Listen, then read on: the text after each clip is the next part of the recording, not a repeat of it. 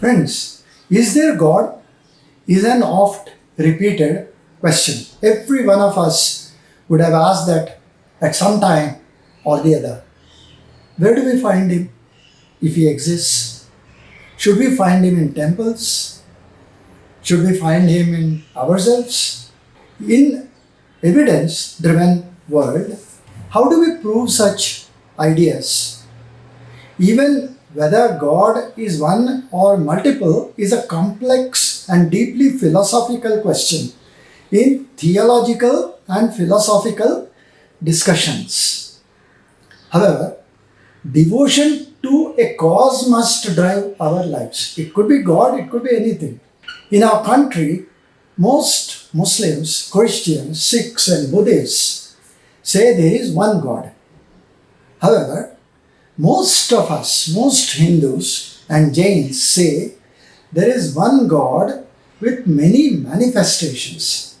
Now that's a profound difference in the way people think and live and practice. Whatever God is, the cause must instill divinity in us through worship. That cause can be found anywhere and everywhere, in something and everything.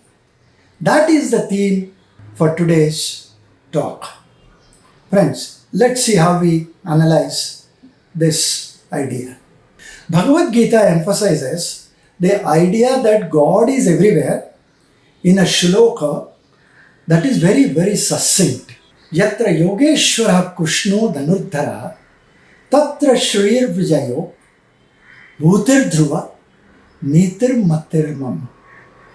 It translates to wherever there is Lord Krishna, Yatra Yogeshwara Krishna Dhanurdhara, the master of yoga, Tatra Shrir Vijayo, and wherever there is Arjuna, the supreme archer, Dhanurdhara, there will also surely be found opulence, Tatra Shrir Vijayo, victory, prosperity, sound morality, Udir Dhruva, and indeed extraordinary power, Nitir Matarmam.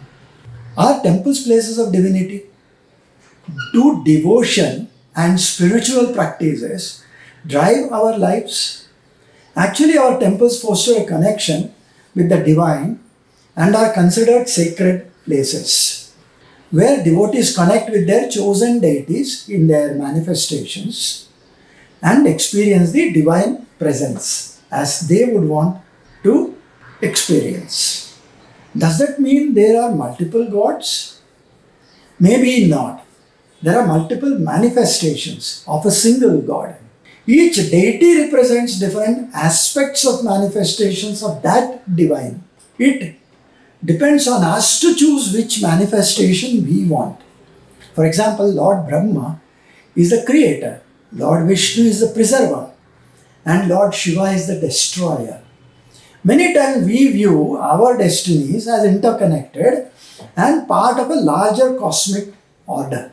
We only seek the blessings of multiple gods to maintain harmony and balance in our lives and the universe. It is just that worshipping multiple gods allows devotees to connect with the divine in its various forms, in its various manifestations, and in its various attributes. It isn't that the practice of worshipping multiple gods necessarily implies a belief existence of separate, independent gods. It just manifests in the belief that single God has multiple manifestations. Theism holds that God exists in real terms, that He created everything, and that He sustains all, and that He is present everywhere through a certain level of consciousness. That is theism. Whereas atheism is not a disbelief in gods, as many would believe, or denial of gods. Atheism is a lack of belief in gods. It is not disbelief in gods, and it's not denial of gods. It's just that they lack belief in gods. That is atheism. Rather than debate theism and atheism, Hindu philosophy dwells on Dvaita and Advaita thoughts. Whereas Atman and Brahman are two separate and non-interchangeable entities. In Dvaita, Advaita preaches that Brahman alone is real. Are God and religion related?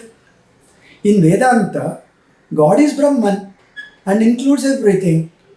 Hence, religion is only a search for self-knowledge, a search for God within, or a search for consciousness within, or our consciousness. An agnostic theist believes in God, but not religion.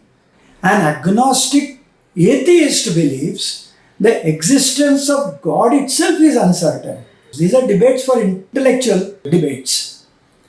The only reality is that all human beings experience consciousness. Realization of the consciousness is realization of that God. While Christianity believes in one God who is Father, Son, as Jesus Christ, and Holy Spirit, or the Holy Trinity, with one God in three persons, Islam is a strictly monotheistic faith, believing in the oneness of Allah. Sikhism and Judaism are monotheistic. Even as Hindus and Buddhists worship multiple gods, they believe in single, formless, and all-pervading divine principle. Does that mean God is one or omnipresent? Again, a very intellectual debate.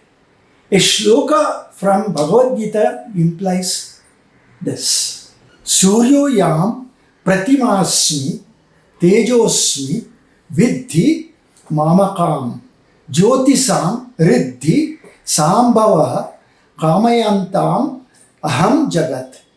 I am the source of light in all luminous objects. Suryayam pratimasmi. I am the brilliance in the sun. Tejosmi vidhi mamakam. I am the life in all living beings. I am the present penance of the ascetics. I am the one. Jyotisam riddhi sambhava kamayantam aham jagat. I am the one. Here, Lord Krishna underscores the omnipresence of the divine, emphasizing that God is present in all things, including the sun, living beings, and ascetic practices. That being what it is, does technology have some answers? Can we do something with technology in defining God? Modern technology is akin to the metaphysics of Vedanta. All of them tie our existence to the ultimate truth.